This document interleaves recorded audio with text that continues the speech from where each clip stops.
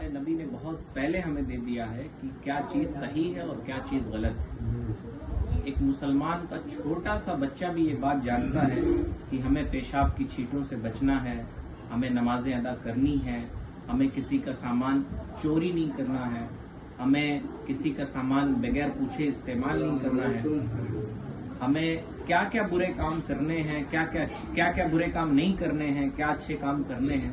یہ شعور ہمارے اندر پہلے سے موجود ہے۔ نبی علیہ الصلوۃ والسلام کی برکت ہے، یہ دین اسلام کی برکت ہے کہ آج بڑے بڑے پڑھے لکھے لوگ بڑی بڑی ڈگریاں لینے کے باوجود ان کے اندر جو غیرت اور جو شعور موجود نہیں ہوتا ہے تو مسلمانوں کے بچوں کے اندر بھی موجود ہے۔ آج ایک ٹرینڈ چلا ہوا ہے، آپ ذرا سا سوچیں اس کے بارے میں۔ آپ نے دیکھا ہوگا آپ کے گلی محلے علاقوں میں گریجویٹ چائے والی اور فلانے چائے والی، یہ چائے والی، یہ سب کھلتا رہتا ہے ہمارے وہاں۔ کوئی عام سی بات ہے، کوئی بری بات نہیں ہے، لیکن ہم اتنا زیادہ پڑھانے کے باوجود ہم انہیں ایک ہی ویژن دے پاتے ہیں۔ اتنی ڈگریاں ہونے کے باوجود وہ بچہ، وہ گریجویٹ یہی سیکھتا ہے کہ ہمیں بس پیسے کمانے ہیں، اور ہمیں کرنا کیا ہے، کس طرح سے کمانا ہے، کیسے کمانا ہے، کیا کر کے کمانا ہے۔ یہ سارا شعور یہ دنیا کی تعلیم اسے نہیں دے پاتا، لیکن یہ دین اسلام کی برکت ہے کہ سب جانتے ہیں کہ حرام پیسہ نہیں کمانا چاہیے۔ ہم سب جانتے ہیں، بتانے والی چیز نہیں ہے۔ ہمیں جھوٹ بول کے اپنی چیزیں نہیں بیچنی چاہیے، ہمیں زیادہ دام پہ کسی کو دھوکہ دے کر اپنے سامان نہیں بیچنے چاہیے۔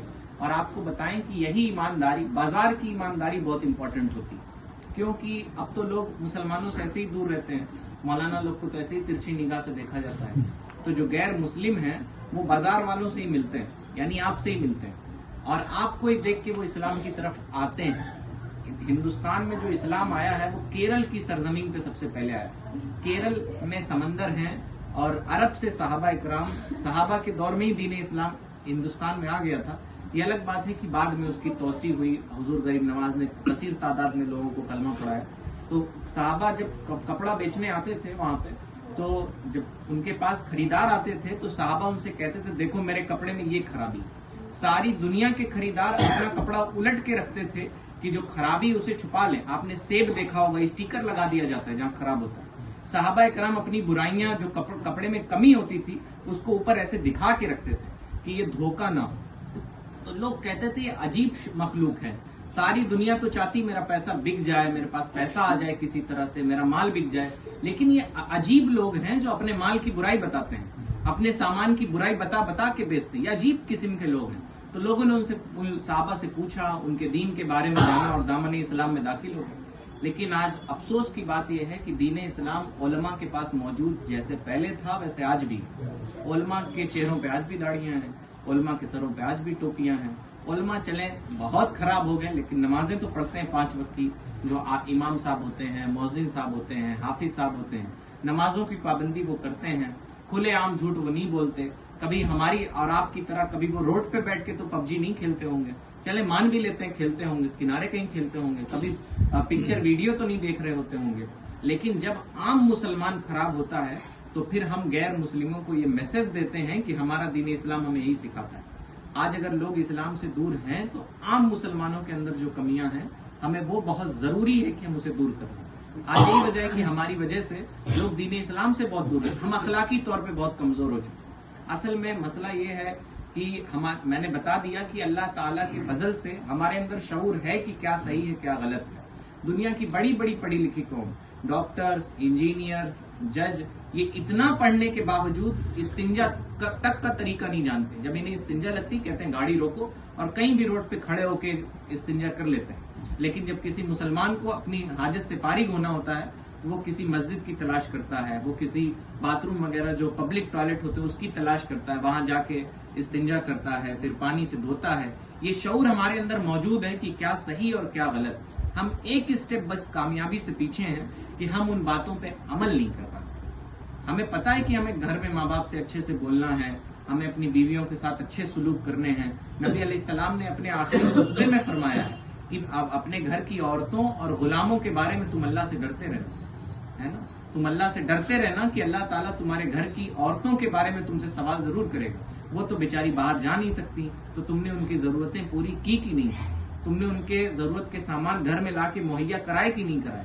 اور آج ہماری خواتین اگر بے شرم بے حیائی ہمارے گھروں میں آ رہی ہیں تو اس کی بہت بڑی وجہ یہ ہے کہ بھائی بہن کا آپس میں ریلیشن اچھا نہیں ہے. آج میاں بیوی کا آپس میں تعلقات اچھے نہیں ہیں. ہم اپنی بیوی سے کہتے ہیں جاؤ جا کے لے لو جو لینا ہے, میں پیسہ کما کے تو لا رہا ہوں نا, لو پھینک دیا پیسہ تمہارے سامنے. ہم اپنی ماؤں کو کہیں اپنی ان کی ضرورتوں کے مقام تک لے کے جانا پسند نہیں کرتے. ہم پیسے دیتے ہیں, ٹھیک ہے جاؤ آٹو رکشے سے چلے جاؤ.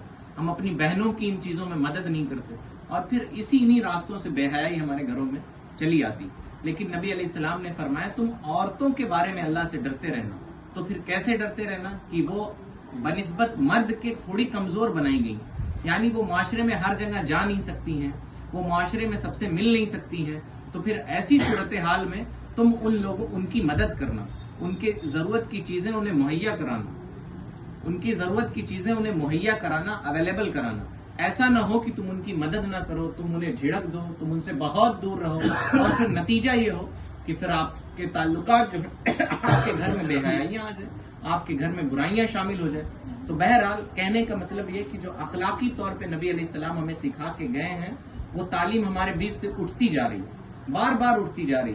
یعنی ہم ٹاپ کلاس کا جو مسلمان ہوتا, اب مت لانا پیسہ ہوگا, ٹھیک ہے, جو ٹاپ کلاس کا مسلمان ہوتا ہے ہمارے معاشرے میں, جو حقیقتاً مسلمان سمجھا جاتا ہے, یعنی آپ سوچیں آپ کے ذہن میں کوئی ٹاپ کلاس کا مسلمان جسے آپ اچھا مسلمان سمجھتے ہیں, وہ کرتا کیا, وہ 5 وقت کی نمازیں پڑھتا ہے, مسجد میں جاتا ہے, نماز پڑھتا ہے, اور ہر وقت پابندی کرتا ہے نمازوں کی, مذہبی لباس میں رہتا ہے.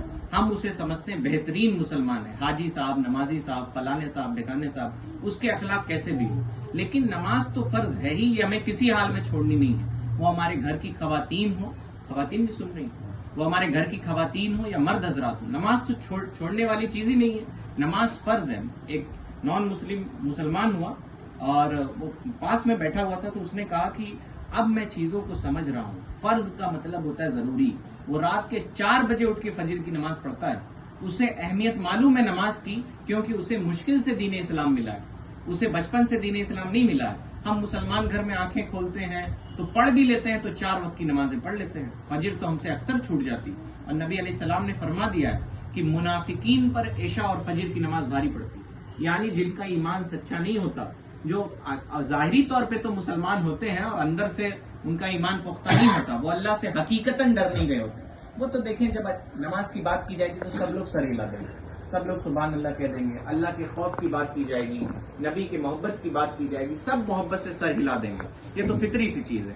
لیکن امپورٹنٹ یہ ہے کہ ہم عمل کتنا کرتے ہیں. نبی علیہ السلام نے فرمایا نماز, بے نمازی جو ہوتا ہے گویا وہ کفر کے دہانے پر کھڑا ہوتا ہے.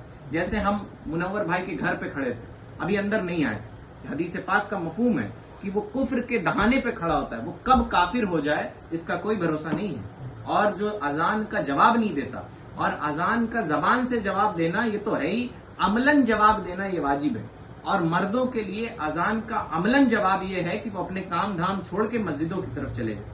آپ کی دکانوں میں کیا ہو رہا ہے, گراہک کتنے پڑے ہوئے ہیں, آپ کو اس کی فکر نہیں ہونی چاہیے. آپ یہ ساری فکر چھوڑ کے آپ مسجدوں کی طرف چلے جائیں. اسے ہی کہتے ہیں اذان کا عملی طور پہ جواب دینا. عملی طور پہ مطلب